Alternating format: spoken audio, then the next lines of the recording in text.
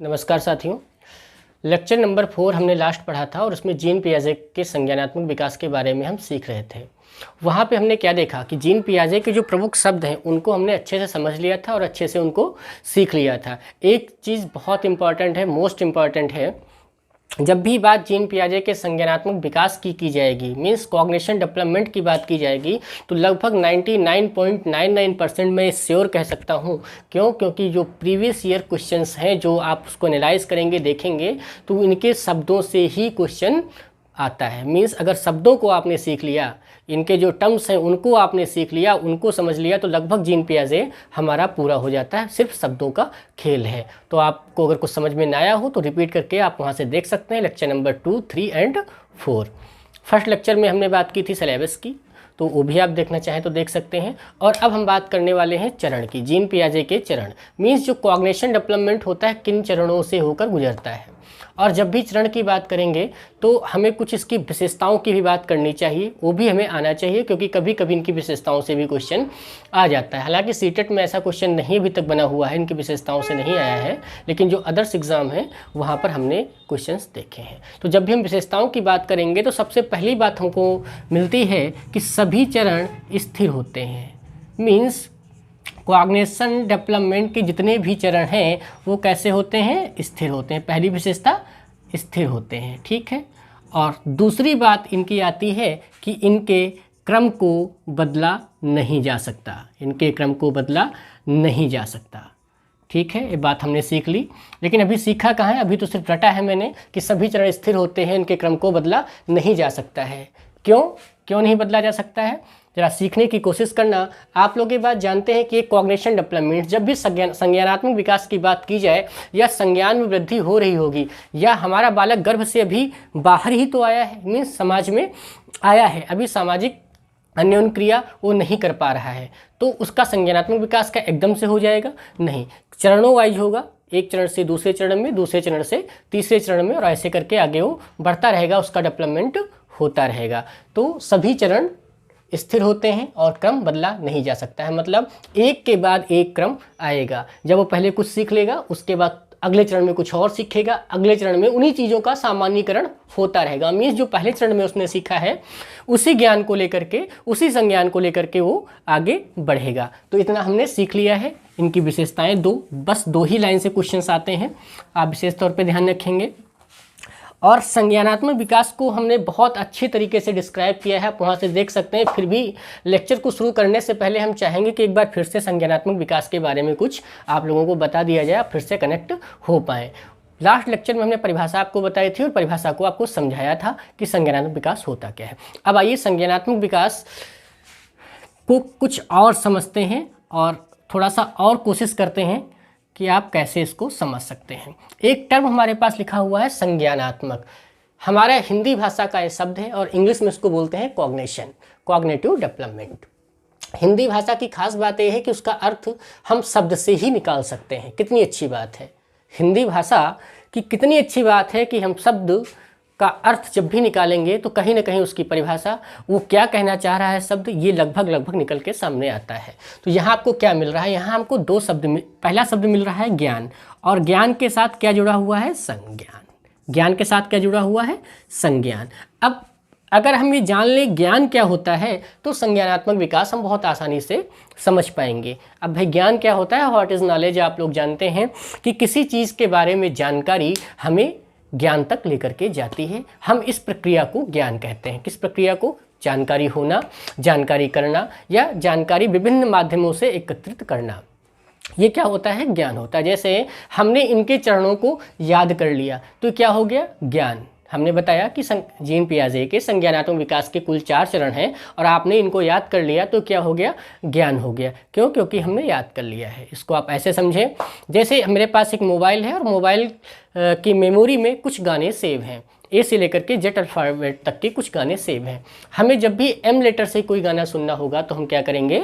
Playlist में जाएंगे, M को ओपन करेंगे, मीन्स एम वाली बटन जो है, एम जो वर्ड है उसको क्लिक करेंगे और वहाँ से जो है हमें एम अल्फ़ाबेट के सारे गाने आ जाएंगे। या पर्टिकुलर गाना सुनना है तो उसका नाम डाल देंगे, वो गाना आ जाएगा। मीन्स हम कंप्यूटर के माइंड में मोबाइल की जो मेमोरी है, मुझे उसका जो सॉफ्टवेयर है उसमें उस चीज़ सेव है कि जब भी ये गाना सर्च किया जाएगा तो ये गाना सामने आ जाएगा अगर उसमें वो लोड है। तो ये क्या होता है, ज्ञान होता है। मीन्स हमारे माइंड में जो जानकारियाँ पहले से एकत्रित हैं, जो सेव हैं, जो हमने सीखी, वो क्या कहलाता है, ज्ञान कहलाता है। जैसे इसको एक एग्जाम्पल से और समझते हैं। मेरे पास एक मार्कर है।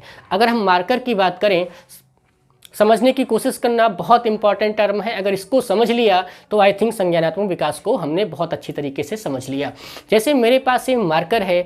अब मार्कर का एक प्रयोग हमने सीखा कि इससे हम ब्लैक बोर्ड या व्हाइट बोर्ड पे लिख सकते हैं। मार्कर का प्रयोग हम कहाँ कर सकते हैं, व्हाइट बोर्ड पे लिखने में मार्कर का प्रयोग किया जा सकता है। अब हम बात करेंगे मार्कर के प्रयोग के साथ साथ अन्य इसका प्रयोग क्या। हमने एक ही प्रयोग सीखा, लेकिन नहीं, जैसे जैसे हमारा ज्ञान बढ़ा, डेवलपमेंट ज्ञान का हुआ, तो वहाँ से क्या बात समझ में आ रही है, नहीं, अगर आवश्यकता पड़े तो मार्कर को फेंक के मारा भी जा सकता है। किसी की आँख भी फोड़ी जा सकती है, किसी की खोपड़ी भी फोड़ी जा सकती है। ठीक है, तो मीन्स जो हमारा थिंकिंग का दायरा है वो बढ़ता जा रहा है। क्यों? क्योंकि हम एक एज से दूसरी एज में निकलते जा रहे हैं, कुछ न कुछ सीखते जा रहे हैं, समझ हमारी बढ़ती जा रही है। तो यही कहना चाहेंगे कि ज्ञान के साथ जब समझ जुड़ जाती है, ज्ञान के साथ जब समझ का समावेशन हो जाता है, किसका समावेशन, समझ का समावेशन। याद रखना, जब समावेशन होता है, किसका समावेशन, समझ का, और वो क्या कहलाता है, संज्ञान। समावेशन किसका, समझ का समावेशन। समझ मीन्स उसका और कितना हम प्रयोग कर सकते हैं, कितने तरीके से उसको समझ सकते हैं, तो क्या हो जाता है, ये हमारा संज्ञान बन जाता है। तो बात आपको संज्ञान समझ में आई। मीन्स ज्ञान का प्रयोग समझ के साथ करना संज्ञान कहलाता है। ज्ञान का प्रयोग समझ के साथ करना संज्ञान कहलाता है। ये अगर हम समझें तो बहुत छोटी सी लाइन में संज्ञान समझ में आएगा। याद रखना, ज्ञान का प्रयोग समझ के अनुसार, विभिन्न परिस्थितियों के अनुसार, अकॉर्डिंग टू द सिचुएशंस ही संज्ञान कहलाता है। तो संज्ञान शब्द से आप लोगों को मैं एक बार जोड़ पाया हूँ। अब आगे कोशिश करिएगा कि इनके चरणों पे चल रहे हैं और चरणों को याद रखेंगे। पहली बात तो जीन पियाजे ने कुल कितने चरण दिए हैं, संज्ञानात्मक विकास के चरण, कॉग्निशन डेवलपमेंट के चरण, स्टेज, संज्ञानात्मक विकास के चरण। इनके चरणों की बात की जाएगी तो कुल कितने चरण सामने आते हैं। जीन पियाजे ने कितने चरण दिए, जीन पियाजे ने कुल 4 चरणों के बारे में बात की। मीन्स बच्चे का कॉग्निशन डेवलपमेंट 4 चरणों में कंप्लीट हो जाता है। पहले चरण, दूसरा चरण, तीसरा चरण और चौथा चरण। जब इन्होंने पहले चरण की बात की तो सबसे पहला चरण इनका आता है सेंसरी मोटर पीरियड। पहला चरण कौन सा आता है, sensory motor period. Sensory motor period सबसे पहला चरण होता है और इसी को बोलते हैं संवेदनात्मक काल। इसका दूसरा नाम क्या है हिंदी में, संवेदनात्मक काल। संवेदनात्मक काल, इसी का दूसरा नाम क्या है, संवेदनात्मक काल। और इसी को कहते हैं इंद्रिय जनिक अवस्था। इंद्रिय जनिक अवस्था, इसी को कहते हैं गामक काल। इसी को कहते हैं गामक काल। तो पहली अवस्था कौन सी है, सेंसरी मोटर पीरियड मीन्स संवेदनात्मक काल, इसी को बोलते हैं, इसी को इंद्रियजनिक अवस्था बोलते हैं और इसी को गामक काल बोलते हैं। इसका टाइम पीरियड क्या होता है, 0 से 2 ईयर। क्या टाइम पीरियड होता है, 0 से 2 ईयर। मीन्स जब बच्चा गर्भ से बाहर आता है और जब तक 2 साल की आयु वो पूर्ण नहीं कर पाता है तब तक ये अवस्था अपना स्थान लेती है, सेंसरी मोटर पीरियड। अब हम दूसरी अवस्था की बात करेंगे तो दूसरी अवस्था कौन सी है, पूर्व संक्रियात्मक अवस्था। दूसरी अवस्था कौन सी है, पूर्व संक्रियात्मक अवस्था। जब हम पूर्व संक्रियात्मक अवस्था की बात करेंगे तो एक चीज़ विशेष ध्यान रखेंगे, इसका टाइम पीरियड, इसको इंग्लिश में क्या बोलेंगे, पूर्व मीन्स प्री। पूर्व मीन्स प्री, संक्रियात्मक मीन्स ऑपरेशनल, संक्रियात्मक मीन्स ऑपरेशनल, अवस्था मीन्स स्टेज। इसका टाइम पीरियड बात करेंगे, 2 यहाँ तक कंप्लीट कर लिया था, 2 से 7 ईयर। 2 से 7 ईयर पूर्व संक्रियात्मक अवस्था, 2 से 7 साल। और जब तीसरी अवस्था की हम बात करेंगे तो मूर्त या ठोस संक्रियात्मक अवस्था। कौन सी, मूर्त या ठोस संक्रियात्मक अवस्था, मूर्त या ठोस संक्रियात्मक अवस्था, मूर्त या ठोस संक्रियात्मक अवस्था। कंक्रीट ऑपरेशनल पीरियड, मूर्त means concrete operational period, concrete operational period, इसका टाइम ड्यूरेशन कितना दिया है? 7 से 11 ईयर, 7 से 11 ईयर। कौन सी? मूर्त या ठोस संक्रियात्मक अवस्था 7 से 11 साल। अगर हम चौथी अवस्था की बात करेंगे तो चौथी अवस्था आती है औपचारिक संक्रियात्मक अवस्था। चौथी कौन सी? औपचारिक, याद रखेंगे औपचारिक बहुत इंपॉर्टेंट है ये, औपचारिक संक्रियात्मक अवस्था। इसका अगर इंग्लिश टर्म की बात करेंगे ऑपरेशनल स्टेज या ऑपरेशनल फेज, ऑपरेशनल स्टेज या ऑपरेशनल फेज। औपचारिक मीन्स फॉर्मल, ऑपरेशनल स्टेज या फिर फेज। इसकी जब बात करेंगे हम ऑपरेशनल स्टेज या फेज की, तो इसका टाइम ड्यूरेशन क्या होगा? 11 से 15 ईयर। एक चीज़ ध्यान रखेंगे, जीन पियाजे साहब जब आए तब उन्होंने अपने संज्ञानात्मक विकास की बात तो की, लेकिन इस विकास के साथ साथ जो इन चरणों की बात की, इन चरणों की कुछ उप अवस्थाएँ भी दी हैं, मीन्स इनको भी बांटा है, इसकी कैरेक्टरिस्टिक्स बताई हैं, विशेषताएं बताई हैं, उन पे हम आगे चर्चा करेंगे। यहाँ के लिए इतना इंपॉर्टेंट बनता है आपके लिए, जो क्वेश्चन बनता है इन अवस्थाओं से वो 2 तरीके से क्वेश्चन बनता है। पहला तरीका ये बनता है, बताइए अकॉर्डिंग टू द जीन पियाजे संज्ञानात्मक विकास की तीसरी अवस्था का नाम क्या है? तो जब तीसरी अवस्था पूछी गई है, ये सारे आपके पास ऑप्शन होंगे ऊपर नीचे करके, जब तीसरी अवस्था की बात की जाएगी तो मूर्त या ठोस संक्रियात्मक अवस्था। इसके साथ साथ पहला क्वेश्चन आपने सीखा। दूसरा क्वेश्चन जीन पियाजे का यहाँ से देखने को मिलता है कि अकॉर्डिंग टू द जीन पियाजे आप बताइए कि दूसरी अवस्था का टाइम ड्यूरेशन क्या है, या चौथी अवस्था का टाइम ड्यूरेशन क्या है? तो आप यहाँ से निकाल सकते हैं। पहली अवस्था 0 से 2, उसके बाद 5 साल का गैप, उसके बाद 5 साल का गैप, 2 से 7 ईयर, उसके बाद 7 से 11, 11 से 15। एक चीज़ और ध्यान रखेंगे, थोड़ा कंफ्यूज आप ना हो, बहुत सारे यूट्यूबर्स और टीचर्स हमें बताते हैं और हम देखते भी हैं, किताबों में हालांकि गलती उनकी नहीं है, किताबों में भी हमें देखने को मिलता है, डिफरेंट बुक्स में भी मिलता है कि जो चौथी अवस्था है इसका टाइम ड्यूरेशन 11 से एबव लिखा हुआ है, मीन्स इसके ऊपर। तो आप ये ध्यान रखेंगे, एनसीईआरटी का कहना है 11 से 15 ईयर, जो कि एनसीईआरटी सीबीएसई इसी को सही मानती है। जब ऑप्शन आपके पास आएगा तो मोस्ट प्रॉब्ली आपको ये वाला ऑप्शन मिलेगा, अगर एक क्वेश्चन आता है 11 से 15 ईयर का, और अगर ये 11 से 15 आपको नहीं मिलता है, इनकेस ऑप्शन में नहीं है, तब आप 11 से एबव पे जाएंगे। अगर ऑप्शन मिल जाता है तो आप इसी पे जाएंगे, और अगर ये दोनों ऑप्शन आपको मिल जाते हैं तब भी आप इसी पर जाएंगे, एबव वाले पे नहीं जाएंगे। मीन्स अगर आपको ये नहीं मिलता है तब आप एबव वाले पे जाएंगे, ये बात विशेष तौर पर ध्यान रखेंगे। तो हमने यहाँ तक पढ़ लिया, इनकी अवस्थाओं की बात कर ली। अवस्थाओं के साथ साथ संज्ञानात्मक विकास के अंतर्गत जब अवस्था, जो पहली अवस्था इनकी दी गई है सेंसरी मोटर स्टेज, आखिर इसमें क्या क्या बदलाव होते हैं, इस अवस्था में बच्चा कैसे सीखता है, उसके सीखने की प्रक्रिया क्या है और अपनी समझ को कैसे बढ़ाता है। वाकई में देखिएगा, बच्चे ने भी जन्म ही लिया है और कितना उसने सीख लिया है, आप भी सैल्यूट करेंगे जीन पियाजे को। तो यहाँ पर क्या मिल रहा है हमें, बच्चा कैसे सीख रहा है? अनुकरण से। पहली बात किससे सीख रहा है? अनुकरण से। अब आप एक चीज़ जरूर क्वेश्चन पूछेंगे, आपके मन में उत्सुकता होगी, सर जी एक बात बताइए, अनुकरण अभी बच्चा कैसे करना सीख सकता है? अभी तो वो 0 से मीन्स 1 महीने का बालक है और वो अनुकरण कैसे सीख रहा है? तो एक बात ध्यान रखना, हम बात किसकी कर रहे हैं? 0 से 2 ईयर की, तो मीन्स 24 मंथ की बात कर रहे हैं, तो 23 मंथ की भी बात तो हो सकती है, 22 की भी तो बात हो सकती है, 12 मंथ की भी बात तो हो सकती है, 10 मंथ की भी बात तो हो सकती है। तो अनुकरण ये इस 0 से 2 ईयर में सीख लेता है। अगर पर्टिकुलर इस अनुकरण की बात की जाए तो पर्टिकुलर अनुकरण बच्चे के अंदर 10 मंथ में आता है। किस मंथ में आता है? अकॉर्डिंग टू जीन पियाजे 10 मंथ में ये अनुकरण वो सीख लेता है।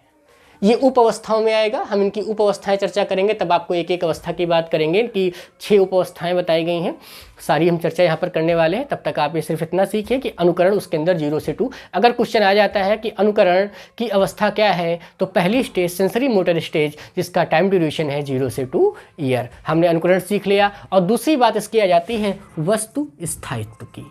वस्तु स्थायित्व की, अच्छा, वस्तु स्थायित्व को हमने बहुत अच्छे से डिस्क्राइब किया है, आपको बताया है मैंने कि वस्तु स्थायित्व क्या होता है। आप एक बार लास्ट लेक्चर में जाके देखिएगा, प्लेलिस्ट में जाना, वहाँ से देख लीजिएगा कि वस्तु स्थायित्व क्या है। थोड़ा सा ब्रीफ आपको जल्दी से बता देता हूँ। चीज़ तो है, मीन्स कोई वस्तु अदृश्य है, लेकिन उसका एहसास बच्चे को है कि नहीं आसपास है। एग्जाम्पल के तौर पे वो झूले वाला एग्जाम्पल मैंने आपको दिया था, माँ की गोद वाला मैंने आपको एग्जाम्पल दिया था। ये सारे एग्जाम्पल आपको वहाँ मिल जाएंगे, वहाँ से आप सीख लीजिएगा कि वस्तु स्थायित्व क्या होता है। जैसे थोड़ा सा कनेक्ट करेंगे, इस मार्कर को हमने ऊपर फेंका, बालक अभी 3 मंथ का है, मीन्स पहली स्टेज क्रॉस उसने नहीं किया, 3 मंथ का बालक है, तो उसको एहसास होगा कि नहीं ये तो चीज़ ऊपर चली गई, कोई ऐसी शक्ति है जिसको मार्कर को लेके चला गया, ऊपर वो देखता रहता है। लेकिन जैसे ही बालक को 18 मंथ की आयु पे आता है, वो उस वस्तु को ढूंढने लगता है, वो समझ जाता है ऐसी कोई शक्ति नहीं है, मार्कर तो सर जी के पास ही, आपके पास ही कहीं पर छुपा रखा हुआ है, तो उसको ढूंढने की कोशिश करता है। मीन्स अदृश्य होने पर भी उस चीज़ को ढूंढने की कोशिश करता है। ये समझ उसके अंदर होती है कि एकदम से गायब नहीं होगा। ये वस्तु स्थायित्व की अवस्था कहलाती है। और ये वस्तु स्थायित्व का टाइम ड्यूरेशन क्या है, यहाँ से क्वेश्चन आता है वस्तु स्थायित्व का। इसका टाइम ड्यूरेशन होता है, इसका टाइम ड्यूरेशन, वस्तु स्थायित्व का टाइम ड्यूरेशन क्या है, 18 मंथ। क्या है, 18 मंथ। याद रखना ये क्वेश्चन, ये दोनों क्वेश्चन आते हैं, ये बहुत ज़्यादा इंपॉर्टेंट है। वस्तु स्थायित्व तो कई बार पूछा गया है कि वस्तु स्थायित्व की अवस्था क्या होती है, तो पहली अवस्था होती है सेंसरी मोटर पीरियड, और एग्जैक्ट टाइम अगर पूछा जाए तो 18 मंथ। इसके बाद मानसिक निरूपण, हम बात करेंगे मानसिक निरूपण की। इन सब शब्दों की मैं चर्चा कर चुका हूँ। मानसिक निरूपण इसके अंदर आ जाता है बालक के अंदर। अभी मानसिक निरूपण क्या होता है, जल्दी से कनेक्ट करेंगे इसको, क्योंकि मैं सारी बात बता चुका हूँ, लेकिन यहाँ पर भी समझेंगे। मानसिक निरूपण क्या होता है, बालक के अंदर किसी चीज़ का, किसी वस्तु का जो उसको प्रिय लग रही है, जो उसको अच्छी लग रही है, उसका मन, उसका माइंड में अपने प्रतिबिंब बनाना, उसका यही मानसिक निरूपण कहलाता है। जैसे क्या हो रहा है, आपने देखा होगा जब बालक हमारा छोटा होता है तब वो सिर्फ रोता है। क्यों रोता है, दूध पीने के लिए। वो भूखा है तो दूध पीने के लिए रो रहा है। उसकी मम्मी आई, उसको दूध पिला के चली गई, वो फिर से खेलना अपना शुरू, अगर स्वस्थ है तो फिर से खेलना शुरू कर देता है। अच्छा, एक चीज़ आपने और नोटिस की होगी, जरा नोटिस करना, इसको मेरे शब्द को पकड़ने की कोशिश करना। लगभग सभी के घरों में सभी ने ऐसा देखा होगा, कहते हैं कि जब भी हमें कुछ चीज़ सीखनी हो तो अगर कोई सामने हमारे बैठा है, मीन्स प्रैक्टिकली अगर हम सीख रहे हैं तो ज़्यादा बेहतर समझ में बात आती है। हमारी माँ और बहनें और चाचा और पिताजी उनके जो भी हैं, जो भी बालक जिनके घर में, थोड़ा सा इस पॉइंट को पकड़ने की कोशिश करेंगे। आपने देखा होगा कि बच्चा अपने चाचा की गोद में खेल रहा है, करीब 1 घंटे से 1.5 घंटे से वो खेल रहा है, और अचानक उसकी मम्मी निकलती हैं और वो रोने लगता है। उसकी तो चाचा क्या कहते हैं, भाभी जी अभी तो ये खेल रहा था, आपको देखा बस ये रोने लगा, पता नहीं क्यों, पता नहीं क्यों नहीं। इसका आंसर क्या है, क्योंकि उसके अंदर माँ नाम की वस्तु, माँ नाम के इंसान का मानसिक निरूपण हो गया है कि जब भी ये माँ जी मेरे पास आएंगी मुझे दूध पिलाएंगी।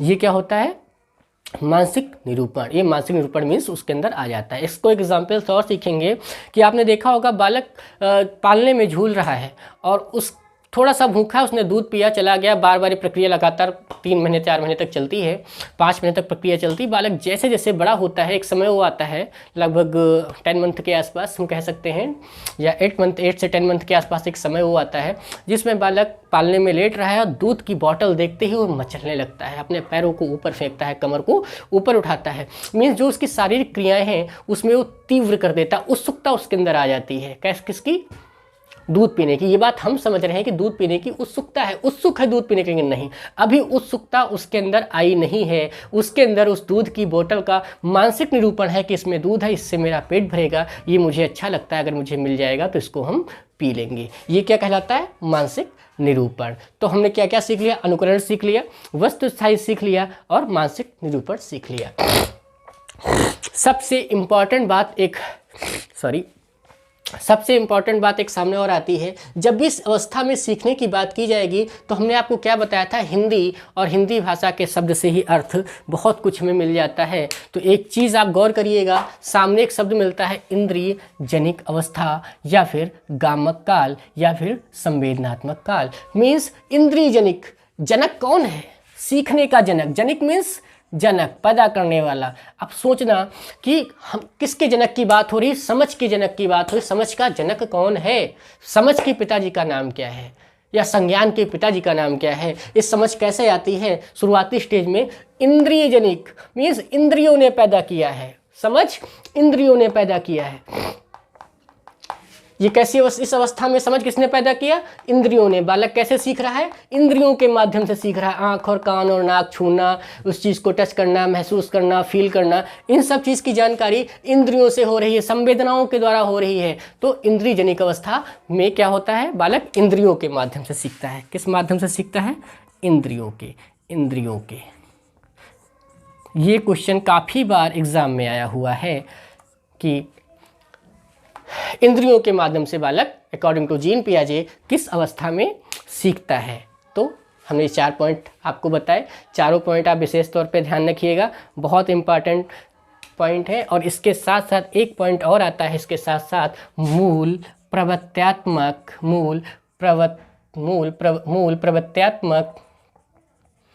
व्यवहार। मीन्स हंसना, रोना आदि जो बच्चा स्कीमा लेकर के आता है, जन्म से पहले ही रिफ्लेक्स एक्शन जो होते हैं उनको भी इसी अवस्था में सीखता है। अगली अवस्थाओं में उसका सामान्यीकरण करता है, उसकी अपनी समझ को और आगे बढ़ाने की कोशिश करता है। तो यहाँ से हमने संवेदनात्मक गाल को समझ लिया। मीन्स पहली अवस्था की विशेषताओं को हमने अच्छे से समझ लिया, उसका टाइम ड्यूरेशन हमने समझ लिया, सेंसरी मोटर स्टेज की।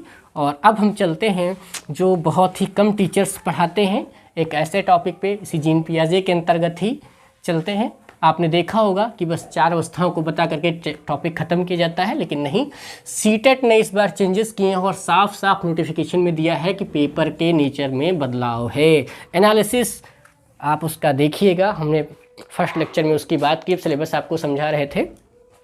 इनकी उप अवस्था, कभी कभी इनकी उप अवस्थाओं से भी क्वेश्चन आ जाता है। एक किसकी उप अवस्थाएँ हैं, पहली स्टेज की, फर्स्ट स्टेज की, पहली स्टेज की। कितनी अवस्थाएं हैं आपको बता चुका हूं मैं। फर्स्ट स्टेज कौन सी थी, सेंसरी मोटर पीरियड। मीन्स पहली जो अवस्था है जीन पियाजे की 0 से 2 ईयर, उसकी उप अवस्थाएं हैं। और कितनी उप अवस्थाएं हैं, टोटल 6 उप अवस्थाएं हैं। इन 6 उप अवस्थाओं के बारे में सीखेंगे। और एक चीज़ बहुत इंपॉर्टेंट हो जाती है, थोड़ा सा आप ध्यान देना, उप अवस्थाओं से क्वेश्चन मिलता है। जब भी पेपर टफ बनेगा, मीन्स जीन पियाजे के संज्ञानात्मक विकास से अगर पेपर टफ बनता है, थोड़ा सा घुमावदार करना चाहता है, तो उप अवस्था से क्वेश्चन आना लाजमी है और क्वेश्चन वहाँ से आता भी है। क्यों, क्योंकि अगर शब्दों को हमने सीख लिया फिर तो जीन पियाजे हमारे लिए हलवा है, हम कुछ भी कर लेंगे। कोई भी क्वेश्चन आप कहीं से भी ले आओ, उठा के ले आओ, हम उसका आंसर देने में सक्षम हैं। लेकिन जब उप अवस्थाओं की बात की जाएगी, जब टीचर पढ़ाता ही नहीं तो आप उसका आंसर कैसे देंगे। तो आइए उप अवस्थाओं की बात करेंगे। और जब हम की उप अवस्थाओं की बात करेंगे तो पहली उप अवस्था का नाम है प्रतिवर्त क्रियाओं की अवस्था। पहली कौन सी है, प्रतिवर्त। मैंने आपको प्रतिवर्त के बारे में बहुत अच्छे से समझाया है, अब यहाँ पर इसकी चर्चा हम नहीं करेंगे। प्रतिवर्त अगर आपको सीखना है, समझना है, तो आप लास्ट लेक्चर प्लेलिस्ट से जाकर के देख सकते हैं। इसका टाइम ड्यूरेशन होता है 1 मंथ का। कब से 1 मंथ का, 0 से, मीन्स जब से बालक पैदा होता है तब से 1 मंथ का। प्रतिवर्त क्रियाओं की अवस्था, इंग्लिश में क्या बोलेंगे, stage of reflex action. Stage of reflex, जो इंग्लिश मीडियम के बच्चे हैं वो भी थोड़ा ध्यान देंगे, स्टेज ऑफ रिफ्लेक्स एक्शन। इसका टाइम ड्यूरेशन 0 से 1 मंथ। इसमें बालक के अंदर क्या बदलाव आते हैं, कौन सी प्रक्रियाएं उसके अंदर तीव्र होती हैं। तो याद रखना कि चूसना प्रवृत्ति, मैंने आपको 4 प्रवृत्तियां बताई थी, उसमें से चूसना प्रवृत्ति, चूसना सबसे अधिक, चूसने वाली प्रवृत्ति जो है सबसे प्रबल होती है। सीधा क्वेश्चन बनता है कि चूसने की प्रवृत्ति सबसे अधिक बालक के अंदर किस अवस्था में होती है? तो आप बता सकते हैं प्रथम अवस्था किसकी? जीन पियाजे की 0 से 2 ईयर। और अगर और अंदर पूछता है तो बता देंगे 0 से 1 मंथ की स्टेज ऐसी होती है जो प्रथम उपावस्था का पार्ट है, जिसमें चूसना सबसे अधिक प्रवृत्ति होती है। और चूसना ये प्रवृत्ति कैसे बालक सीखता है? क्योंकि बालक माँ के गर्भ से जैसे ही बाहर आता है वह तुरंत ही दूध पीना सीख, उसको दूध पीना कोई सिखाता नहीं है, ये उसके अंदर स्कीमा पहले से डेवलप होता है। मीन्स पैदा होने से पहले गर्भकाल से ही सीख के आता है, हम यह कह सकते हैं, और वो चूसना सीख जाता है और ये प्रवृत्ति उसके अंदर सबसे अधिक होती है। द्वितीय अवस्था की बात करेंगे तो प्रमुख वृत्तीय प्रतिक्रियाएं। प्रमुख, दूसरी अवस्था की बात करेंगे तो प्रमुख वृत्तीय प्रतिक्रियाएं। जब हम इनकी बात करेंगे प्रमुख वृत्तीय प्रतिक्रियाओं की, तो इसका टाइम ड्यूरेशन क्या होता है? 1 से 4 मंथ। 1 से, अच्छा अब आप लोग कोशिश करें कि इसका इंग्लिश मीनिंग निकालें। देखिए हमने यहाँ बता दिया स्टेज ऑफ रिफ्लेक्स एक्शन, अब आप इंग्लिश मीनिंग इसका निकालें। मैं आपको टाइम दूंगा थोड़ा सा।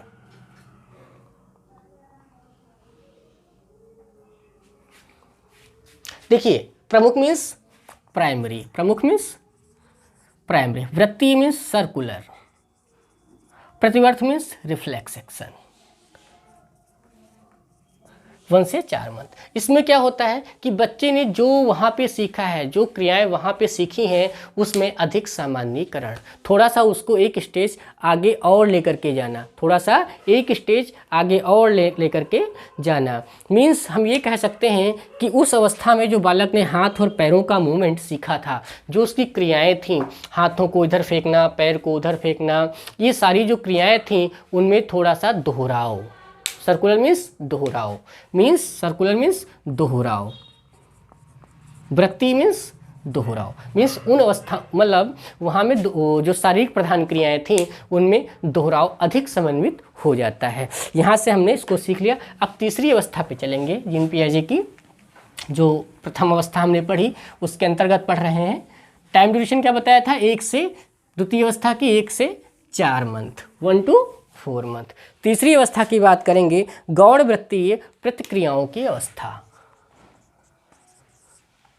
गौड़ वृत्तीय प्रतिक्रियाओं की अवस्था, गौड़ वृत्तीय प्रतिक्रियाओं की अवस्था।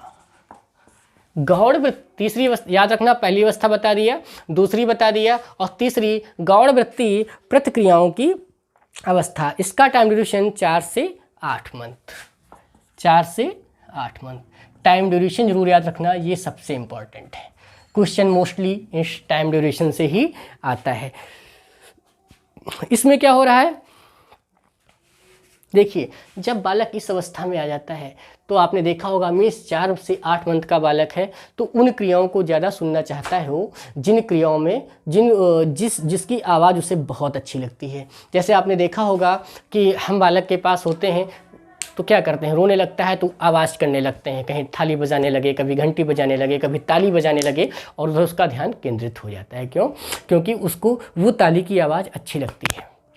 इसको हम ऐसे समझ सकते हैं। अगर आप ये भी ना माने तो आइए प्रैक्टिकल करके देखते हैं और प्रैक्टिकली समझते हैं। होता क्या है, आपने देखा होगा घर में कि बालक को दूध पिलाया जाता है, दूध की बोतल वो पीता है, और धीरे जब वो 5-6 महीने का हो जाता है तब दूध की बोतल वो फेंकने लगता है। हम बहुत खुश होते हैं, अरे बहुत नालायक है, बहुत शैतान हो गया है, घर में सबसे ज़्यादा शैतान बालक हमारा है भाई, दूध की बोतल पीता और जैसे ही बोतल ख़त्म होती है या पेट भर जाता है इसका, ये उठा के फेंक देता है। अब तो दूध की बोतल फेंकने लगा है। क्यों ऐसा होता है? नहीं, होता क्या है, एक बार कहीं गलती से दूध की बोतल आपके हाथ से या उसके हाथ से छूट गई या गिर गई, जो भी हुआ, उसने उसकी आवाज़ सुनी और आवाज़ सुनने के बाद उसको अच्छी लगी। अब वो क्या करेगा, अब वो समझ गया है कि बोतल जब भी नीचे गिरेगी तो ये आवाज़ करेगी जो हमें अच्छी लगेगी। उसका पेट भर गया, पहले उसने अपना पेट भर लिया और दूध की बोतल उसने फेंक दिया। अब क्या हो रहा है, आवाज़ हो रही है और उसको वो सुन रहा है। तो बात समझ में आई? गौड़ में क्या हो रहा है, आवाज़ जो सुनने में उसे अच्छी लगती है उस पर बहुत ज़्यादा ध्यान देता है, और इस अवस्था में बालक वस्तुओं को उलटने और पलटने पर भी ध्यान देता है। किस पे? उलटने और पलटने पर भी ध्यान देता है। मीन्स वस्तुओं के बारे में खोज करना चाहता है वो। क्या है, कैसे है, क्यों है, चीज़ों को मुंह में ले जाना, उसको दबाना आदि क्रियाएं भी इस अवस्था में बालक के अंदर होने लगती हैं। इसका इंग्लिश क्या होगा? Secondary. God means secondary circular, आगे आप लोग जानते हैं, वहीं से कोरिलेट कर लीजिएगा। Secondary circular reaction. कैसा reaction? Secondary means god, REACTION, secondary god reaction. तो हमने 3 अवस्थाएं पढ़ ली। अब चौथी अवस्था पे हम चलेंगे, गॉड स्कीमेटा। आपने स्कीमा शब्द पढ़ा होगा। चौथी अवस्था कौन सी है? गॉड स्कीमेटा। मैंने स्कीमेटा के बारे में चर्चा आप लोगों से की है, वहाँ से आप जा कर के देख सकते हैं। गॉड स्कीमेटा के समन्वय, कोऑर्डिनेशन हो रहा है, वाह वाह, के समन्वय की अवस्था। हमने वहाँ 8 मंथ तक पढ़ लिया था, मीन्स 8 से, और ये 12 महीने तक चलने वाली है। 8 से 12 मंथ तक गॉड स्कीमेटा के समन्वय की अवस्था, मतलब stage of coordination of, stage of coordination of, stage of coordination. आगे आप लोग बताएं। God schemata means secondary. God को मैंने आपको कितनी बार बताया? सेकेंडरी, सेकेंडरी एक्शन या फिर रिएक्शन, सेकेंडरी एक्शन या फिर रिएक्शन, आप कुछ भी कह सकते हैं, इंग्लिश वर्ड है, आप यहाँ से उसको उठा सकते हैं, समझ सकते हैं। 8 से 12 मंथ, जब बालक 8 से 12 मंथ में आता है तब बालक के अंदर क्या हो रहा है? पहली बात तो उसके अंदर अनुकरण की योग्यता आ जाती है। मैंने आपको बताया था अनुकरण यहीं से प्रारंभ होता है। अनुकरण की अवस्था या कह सकते हैं प्रारंभ होता है किस मंथ में? 10 मंथ में। पहली अवस्था में मैं पहले भी बता चुका हूँ। दूसरी बात, अनुकरण बालक के अंदर इस अवस्था में आ जाता है। और दूसरी बात, स्कीमा, जो उसके माइंड में स्कीमेटा है ना, मीन्स स्कीमा आप लोग समझ चुके हो, स्कीमा का बहुवचन स्कीमेटा कहलाता है। स्कीमा का एक परिस्थिति से दूसरी परिस्थिति में और अधिक सामान्यीकरण, और अच्छे से उसको समझ पाना, उस जानकारी को जो उसने फील किया है, महसूस किया है 12 मंथ के पहले, 8 मंथ के पहले, उसको और अच्छी तरीके से उसको क्रियान्वीकरण कर पाना। अब आप बोलेंगे सर बालक तो कुछ कर नहीं पा रहा, फिर वो अपनी समझ को कैसे, मतलब स्कीमेटा कैसे उसको क्रियान्वीकरण कर रहा है? अरे बालक है, हम लोगों से ज़्यादा स्मार्ट है, हम लोगों से ज़्यादा अच्छी उसकी समझ है, बस बोल ही तो नहीं पा रहा है। समय आने दो, हम लोगों के बालक होंगे, समय आने देना। देखना, कहते हैं ना, बाप बाप ही रह गया और बेटा बेटा हो गया। ठीक है, तो हम इस पॉइंट को समझेंगे। स्कीमेटा का उपयोग मीन्स स्कीमा का प्रयोग कैसे कर रहा? अधिक सामान्यीकरण से। अब आपने एक चीज़ देखा होगा कि बालक छोटा है, मीन्स अभी छोटा था बालक, 8 महीने के पहले का बालक है, वो रो रहा है, आपने उसको गोदी ले लिया, वो चुप हो गया। उसको जानकारी है कि हमें गोदी लिया गया तो हम चुप हो गए, या हम गोदी जाना चाहते हैं। आपने उसको इधर और उधर घुमा दिया, वो शांत हो गया। लेकिन यही बालक जब 10 महीने का हो जाता है, 11 महीने का हो जाता है, 12 महीने का हो जाता है, तब क्या हो रहा है? बालक का मन दुकान पे जाने का है। क्यों? क्योंकि वो आपके साथ पहले जा चुका है, वो जानता है इस दुकान पे जाएंगे तो हमें चॉकलेट मिलेगी, इस दुकान पे मिलती है, इस दुकान पे जाएंगे तो हमें बिस्किट मिलेगा। अब वो क्या कर रहा है? जानता मुझे मम्मी लेकर के या जाएंगी नहीं, घर में रहेंगी, उनके पास टाइम नहीं है, या खाना बना रही हैं, या फिर बच्चों को पढ़ा रही हैं, या ऑफिस गई हुई हैं, या कोई उनका दूसरा काम है। तो क्या हो रहा है? उसके सामने चाचा जी हैं, पिताजी हैं, मम्मी जी, कोई भी इवेंट है, उसको इस चीज़ का एहसास बस होना चाहिए कि हमें कौन बाहर लेके जा सकता है। उसको समझ में आता है कि मुझे मेरे बाबा जी या पिताजी रोज़ घुमाते हैं। उसने जैसे बाबा को देखा, रोता है और हाथ ऐसे फैलाता है। क्यों? क्योंकि जानता मैं हाथ फैलाऊंगा तो बाबा जी मुझे या पिताजी मुझे गोदी में, या चाचा जी मुझे गोदी में ले लेंगे। और गोदी पहुँचते क्या करता है? शांत नहीं होता है। पहले चुप हो जाता था, आप कहीं भी घुमा देते थे, इस बार वो नहीं शांत होने वाला। बोला भैया मैं तो नहीं शांत होऊंगा इस बार, आपने मुझे बहुत बेवकूफ़ बना लिया, अब हमारी बारी, अब हम बेवकूफ़ बनाते हैं। वो हाथ उठाएगा, मुझे इधर चलना है। क्यों? उसे चॉकलेट खानी है, उसे पता है कि मुझे इधर चॉकलेट मिलेगी, ये रास्ता चॉकलेट जाता है। वो हाथ उठा के इधर बताने लगता है। हम क्या समझते हैं? अरे बच्चे को तो रास्ता याद हो गया। यही समझ है, यही स्कीमा का प्रयोग है, यही सामान्यीकरण है। उसको बिस्किट खाना तो इस तरफ हाथ उठाता है, उसको मीन्स जहाँ जाना है, जिन रास्तों को उसने पहले से देखा है, उस तरफ वो हाथ फैलाकर बताता है, अपने इंद्रियों के माध्यम से, इशारों के माध्यम से बताता है कि मुझे आप उधर ले चलेंगे तभी मैं शांत होऊंगा। देखा ना बालक का माइंड कितना तीव्र है, अपनी बात को कितनी अच्छी तरीके से कह पा रहा है। शायद इतनी अच्छी तरीके से बात हम ना कह सकें जितनी अच्छी तरीके से बात वो कह पा रहा है। तो यही होता है इस अवस्था में स्कीमा का अधिक समन्वीकरण, स्कीमा का अधिक सामान्यीकरण।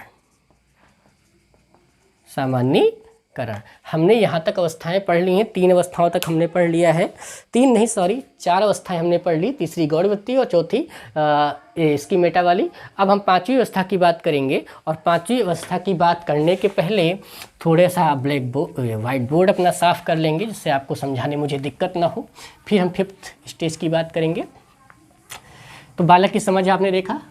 अब एक बार घर पे जाइएगा, इस सारे प्रैक्टिकल करिएगा, अगर हमें छोटा बच्चा है और अच्छे से समझ में आएगा। तृतीय वृत्तीय प्रतिक्रियाओं की अवस्था। तृतीय वृत्तीय प्रतिक्रियाओं की अवस्था। तृतीय वृत्तीय प्रतिक्रियाओं की अवस्था। तृतीय 5वीं अवस्था कौन सी है? तृतीय वृत्तीय प्रतिक्रियाओं की अवस्था। 12 से 18 मंथ वही स्टेज आ गई है वस्तु स्थायित्व वाली, याद रखना। 12 से बताया था वस्तु स्थायित्व 18 मंथ में होता है, याद आ गया।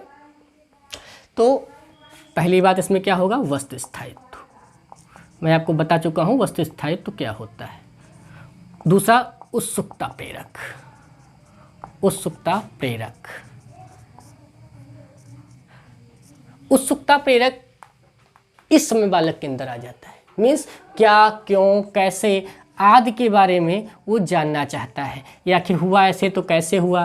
देखते हैं ना, जब बालक इस अवस्था में आ जाता है तो बहुत से क्वेश्चंस मतलब उसके अंदर उत्सुकता हो जाती है, उसका मन करने लगता है कि आखिर हुआ ये तो कैसे हुआ, क्या रीज़न है इसके पीछे। अगर ये पेन गिरा तो इतनी आवाज़ किया, अगर वो पेन गिरता तो कितनी आवाज़। मीन्स हम कह सकते हैं उसके अंदर प्रश्न पूछने की जिज्ञासा का प्रादुर्भाव हो जाता है, जिज्ञासा उसके अंदर आने लगती है। तो उत्सुकता प्रेरक प्रबल होता है। उत्सुकता अभिप्रेरक जो होता है वो प्रबल हो जाता है 18 मंथ में, 12 से 18 मंथ की आयु तक आते आते। और एक सबसे इम्पॉर्टेंट पॉइंट, इस अवस्था में बालक प्रयत्न एवं त्रुटि विधि से सीखता है। ये बहुत इंपॉर्टेंट पॉइंट है, यहीं से क्वेश्चन बनता है, आया भी है कि प्रयत्न एवं त्रुटि विधि का प्रयोग सबसे पहले बालक कब करता है? तो इसी स्टेज में करता है। अब ये कैसे करता है इसको समझने की आवश्यकता है। जैसे मान लो हम घर में बैठ के नीचे फर्श पे बैठे हुए हैं और पढ़ाई कर रहे हैं। अब पढ़ने के साथ साथ क्या होगा, जब पढ़ेंगे तो 2, 4, 6, 10, 20 किताबें मेरे पास रखी होंगी। वो किताबें मेरे लिए इंपॉर्टेंट है, या धार्मिक किताबें मेरे लिए इंपॉर्टेंट है, रामायण पुराण मेरे लिए इंपॉर्टेंट है। बच्चा अभी नहीं जानता है कि उसकी वैल्यू क्या है, वो कितनी, उसके लिए तो खेलने की सामान है, उसके लिए तो कुछ समझने की सामान है, उसके लिए तो सीखने की सामान है, हम यह कह सकते हैं। तो क्या होगा, मान लो ये किताबें रखी हुई हैं, कुछ किताबें चौड़ी हैं, कुछ किताबें लंबी हैं, कुछ किताबें बड़ी हैं। बालक आएगा और सबसे पहले यहाँ पे बालक है और यहाँ पे बैठ के आप पढ़ाई कर रहे हैं। हो क्या रहा है, यहाँ पे आया, देखा चाचू मेरे बैठ के पढ़ाई कर रहे हैं, तो पहले आपकी नज़रों से कांटेक्ट करेगा। आपकी नज़र देखना कि बालक के अंदर कितना ज़्यादा माइंड है, कितना ज़्यादा विकसित माइंड है, विकासशील नहीं कह सकते हैं। मतलब इस स्टेज के लिए, आगे की अवस्थाओं के लिए विकासशील है, लेकिन इस स्टेज पे आके कितना विकसित माइंड है। पहले आई कांटेक्ट करता है आपसे, देखिए चाचू मना तो नहीं कर रहे हैं। आप जब मना नहीं करेंगे तो धीरे से जाके एक किताब को छुएगा, फिर दूसरी को छुएगा, फिर तीसरी को छुएगा, इस तरीके से किताबों को छुएगा। और छूने के बाद उन किताबों को उलटना शुरू करेगा, पुलटना शुरू करेगा, उनको मतलब सही से रखेगा, एक के ऊपर एक के ऊपर एक। और धीरे धीरे किताबें जब कुछ बड़ी हैं, कुछ छोटी हैं, कुछ मोटी हैं, कुछ पतली हैं, तो क्या हो रहा है, किताबें एक साथ साइड मतलब एक साथ नहीं रखी जाती हैं, वो गिर जाती हैं। लेकिन धीरे धीरे एक स्टेज वो आती है कि बालक उन किताबों को बार बार सही करते करते एक बार उसमें सफल हो जाता है और रख लेता है, खेलना शुरू कर देता है। मीन्स जो चाहता है उसमें वो सफल होता है। तो क्या हो रहा है, मीन्स यहाँ पर आते आते बालक प्रयत्न एवं त्रुटि विधि से सीखना प्रारंभ कर देता है। प्रयत्न और त्रुटि विधि से सीखना प्रारंभ कर देता है। इसी को हम यह भी कह सकते हैं कि वस्तुओं को ऊपर या नीचे गिराकर फिर सीखना। इसी को क्या कह सकते हैं, वस्तुओं को ऊपर नीचे गिराकर फिर सीखना या वस्तुओं को उलट पलट कर फिर सीखना। कहते हैं, आपने देखा होगा भाई मेरा बालक तो बहुत शैतान है, जैसे 18 मंथ की 1.5 साल का बच्चा होता है, कोई भी खिलौना मैं लाता हूँ 2 दिन के ऊपर 1 दिन के ऊपर चलता ही नहीं, तुरंत तोड़ देता है। भाई पता नहीं क्या रीज़न है। तो रीज़न यही है, बालक सीख रहा है, उसके अंदर वैज्ञानिक सोच का विकास हो रहा है। कैसी सोच का विकास हो रहा है? वैज्ञानिक सोच का विकास हो रहा है, तोड़ नहीं रहा। भैया आज के बाद कोई लोग मत कहना कि बालक खिलौना तोड़ रहा है, ये कहना बालक सीख रहा है, उसके अंदर वैज्ञानिक सोच का विकास हो रहा है। क्यों? क्योंकि उसके अंदर उत्सुकता नामक प्रेरक ने अपना स्थान ले लिया है। कब, कहाँ, क्यों, कैसे आदि चीज़ों के बारे में वो अब जानना चाहता है, इसकी शुरुआत करना चाहता है। तो हमने 12 से 18 मंथ तक की सारी अवस्थाओं को पढ़ लिया है। अब इसकी 5वीं स्टेज बचती है, उसके बारे में थोड़ी सी चर्चा करेंगे। इस तरीके से हमारी उपावस्थाएं सारी समाप्त हो जाएंगी। 6ठी अवस्था बची, 5 तक हमने पढ़ लिया है। और 6ठी अवस्था, जब 6ठी अवस्था की हम बात करेंगे तो जैसा कि आप लोग सभी जानते हैं कि जो जीन पियाजे ने अपनी 6 अवस्थाएं बताई हैं, इन 6 अवस्थाओं को इतनी अच्छी तरीके से इसका मतलब कितना अच्छा अध्ययन किया होगा, कितना अच्छा अध्ययन किया होगा कि एक एक चीज़ सही निकल रही है। कितना ज़बरदस्त सिद्धांत है कि आज भी सिद्धांत हमारा काम कर रहा है। तो हमने वहाँ तक पढ़ लिया। अब इसकी अगली अवस्था की बात करेंगे, मानसिक संयोग द्वारा। 6ठी अवस्था देखिए, यहाँ पर क्या हो रहा है? मानसिक संयोग ने अपना स्थान ले लिया। वाह, मानसिक संयोग ने अपना मानसिक संयोग, आप लोग जानते हैं मानसिक संयोग क्या होता है? मानसिक संयोग मन के द्वारा, मीन्स कुछ नया करना। मानसिक संयोग के द्वारा साधनों के खोज की अवस्था। मानसिक संयोग के द्वारा साधनों के खोज के द्वारा, invention of new means, invention of new means, invention of. अब आप लोग समझते हैं इन्वेंशन का मतलब क्या होता है? खोज करना। इन्वेंशन का मतलब खोज करना। Invention of new means through mental. अब मेंटल शब्द यहाँ यूज़ किया गया है, ध्यान देना, मेंटल शब्द यहाँ पर यूज़ किया गया है, ठीक है। तो इन्वेंशन किसके द्वारा? इन्वेंशन किसके द्वारा? मेंटल का प्रयोग करके। मेंटल मीन्स मानसिक, मीन्स दिमाग का प्रयोग करके, मन का प्रयोग करके, ठीक है। तो बात आपको समझ में आ गई होगी, हमें कुछ बताने की जरूरत नहीं पड़नी चाहिए, शायद यहाँ पे समझ गए होंगे कि बुद्धि का प्रयोग करके, मेंटल यूज़ करके इन्वेंशन करना, खोज करना, ये अवस्था होती है। और इसका टाइम पीरियड क्या होता है? 18 से 24 मंथ। अब आप कहेंगे बालक तो खोज करता हो गया, वैज्ञानिक बन गया। हाँ, बात सही है आपकी, बालक यहाँ वैज्ञानिक बन चुका है, उसकी प्रथम अवस्था आ चुकी है वैज्ञानिक बनने की। क्यों? क्योंकि वो मानसिक संयोग के द्वारा साधनों की खोज करना प्रारंभ कर दिया है, बुद्धि लगाना उसने प्रारंभ कर दिया है, ठीक है। तो इसमें क्या हो रहा है? जिसमें बालक वस्तुओं के बारे में चिंतन करना शुरू कर देता है। किसके बारे में? वस्तुओं के बारे में। वस्तुओं के बारे में चिंतन करना प्रारंभ कर देता है। याद रखेंगे, वस्तुओं के बारे में चिंतन प्रारंभ कर देता है। अब वस्तुओं के बारे में कैसे चिंतन होता है?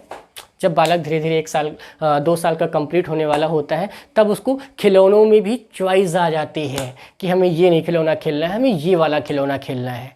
आप उसके हाथ 4 खिलौने आपके पास हैं, जो उसको खिलौना पसंद आएगा उसी खिलौने को ले लेगा, क्योंकि उसने वस्तुओं के बारे में समझ अपनी विकसित कर ली है। अपना मेंटल उसने आपको अपना मेंटल लेवल आपको दिखा रहा है कि नहीं, मुझे इसी वस्तु से खेलना है। यही होता है मानसिक, यही होता है मेंटल। समझ गए बात आपकी? जब भी बालक ये समझेगा कि हमें इस खिलौने की आवश्यकता है, उसके पास ऑप्शन होंगे। मीन्स ऐसा नहीं कि अकेला मार्कर है, उसके पास 4-5 खिलौने हैं, और उन 4-5 खिलौने में वो चूज़ करना शुरू कर देता है कि हमें इस खिलौने की हमें आवश्यकता है। यही होता है। आप समझ रहे हैं बात धीरे धीरे। अब हम आगे एक चीज़ और ध्यान रखना, हमने वस्तु स्थायित्व आपको जो लास्ट स्टेज में बताया था, वहाँ पर 18 से 18 मंथ बताया था, उस स्टेज में नहीं आएगा। उस स्टेज में वस्तु स्थायित्व स्थान नहीं लेगा। मीन्स इसकी जो पहले वाली स्टेज थी फिफ्थ स्टेज थी स्कीमेटा वाली, उसमें वस्तु स्थायित्व नहीं आएगा, वो मंथ आता है 18 मंथ, 18वां महीना आता है, 18वां महीना आता है। और जब वस्तु स्थायित्व की आप बात करते हैं कि वस्तु स्थायित्व किस स्टेज में आता है, तो 18 से 24, किस स्टेज में आता है, 18 से 24। जैसे एक स्टेज शुरू हो रही है, एक है 18 से 24, आपके पास एक स्टेज ये है और एक स्टेज है 12 से 18, दो स्टेज आपके पास यहाँ पर अवेलेबल है। तो अब आप इसका निराकरण आप कैसे करेंगे? देखिए, अगर पूछा जाता है मानसिक वस्तु स्थायित्व किस अवस्था में आता है, तो आप बोलेंगे 18वें महीने में आता है। किस अवस्था में आता है? 18वें, क्योंकि ये स्टेज जैसे ख़त्म हो रही है वैसे स्टेज शुरू हो रही है, जैसे स्टेज ख़त्म हो रही है वैसे स्टेज शुरू हो रही है। तो मानसिक तो वस्तु स्थायित्व 18वें महीने में आता है। और किस स्टेज में आता है? तो ये छठी स्टेज में आता है। जो प्रथम अवस्था है उसकी जो उप अवस्थाएँ हैं उसकी छठी स्टेज में आता है। ठीक है, बात समझ में आ गई? यहाँ पर क्या हो जाता है? चिंतन अधिक प्रबल हो जाता है, चिंतन अधिक प्रबल हो जाता है, चिंतन अधिक प्रबल हो जाता है। ठीक है, तो हमारी समस्या आपने इन सब चीज़ों को सीख लिया होगा। तो इनकी सारी उपावस्थाएं समाप्त होती हैं। थोड़ा सा वस्तु स्थायित्व पे विशेष ध्यान देना, यहाँ से क्वेश्चन बहुत ज़्यादा आता है। और वस्तु स्थायित्व फिर से मैं रिपीट कर रहा हूँ, गौर फरमाइएगा, देखना, ध्यान देना, ये क्वेश्चन मिस नहीं होना चाहिए। 100% क्वेश्चन ये आता है लगभग एग्जाम्स में। वस्तु स्थायित्व की अवस्था कौन सी है अकॉर्डिंग टू जीन पियाजे? प्रथम अवस्था 0 से 2 ईयर की प्रथम अवस्था। और अगर अंदर चलते हैं तो प्रथम अवस्था की उप अवस्थाओं में स्टेज कौन सी है? तो लास्ट स्टेज, छठी स्टेज 18 से 24 मंथ। और अगर पर्टिकुलर टाइम की बात की जाए तो 18वां महीना, पर्टिकुलर टाइम की बात की जाए तो 18वां महीना। अनुकरण किस में आता है? 10वें मंथ में अनुकरण की योग्यता बालक के अंदर आ जाती है। ये कुछ इंपॉर्टेंट, बहुत इंपॉर्टेंट है। ठीक है, तो हमने इनके स्टेजेस पढ़ लिए। मतलब पहली अवस्था हमारी समाप्त होती है और दूसरी, तीसरी और चौथी, दूसरी अवस्थाओं की भी उप अवस्थाएँ हैं। वहाँ पे ज़्यादा डिस्क्राइब नहीं करना है क्योंकि वहाँ से सीधे एकदम क्वेश्चन बनता है और मैं आपको बता दूंगा, उसके अंदर क्वेश्चन जाके नहीं कभी फ्रेम होता है। तो आप लोग इसको एक बार पढ़िएगा और अगर कुछ समझ में नहीं आता है तो कमेंट बॉक्स में जाके कमेंट करिएगा या फिर मुझे मैसेज करिएगा। मेरा कॉन्टैक्ट नंबर है जिस पर आप व्हाट्सअप कर सकते हैं 9450387577। कोई दिक्कत अगर आती है, कुछ समझ में नहीं आता तो इस पर आप मुझे व्हाट्सअप करेंगे और हम आपको पर्सनली आपसे चैट करके उसका समाधान करेंगे। अगर लेक्चर अच्छा लगा हो तो लाइक करिएगा और सब्सक्राइब ज़रूर करिएगा, क्योंकि हमारी यही चाहत है कि जितने से जितने ज़्यादा लोग जुड़ सकें वो उसका लाभ उठा सकें, मेरे चैनल के माध्यम से पढ़ सकें और अपना एग्ज़ाम क्वालिफाई कर चुकें। तो अभी हमने इसकी चर्चा कर ली और इसके बाद कल नेक्स्ट लेक्चर में जो है इनकी आगे की चर्चाएं करेंगे। जैसे जीन पियाजे कंप्लीट होता है हम वाइगोत्स्की के सिद्धांत को पढ़ेंगे, क्योंकि जीन पियाजे और वाइगोत्स्की दोनों को साथ में पढ़ना ज़्यादा अच्छे समझ में आएगा। उसके बाद दोनों के क्वेश्चंस करेंगे। ठीक है, नमस्कार, फिर ध्यान रखिएगा, ख्याल रखिएगा, पढ़ते रहिएगा, आगे बढ़ते रहिएगा। हमारी शुभकामनाएं आपके साथ हैं और चैनल को सब्सक्राइब करिएगा। Thank you.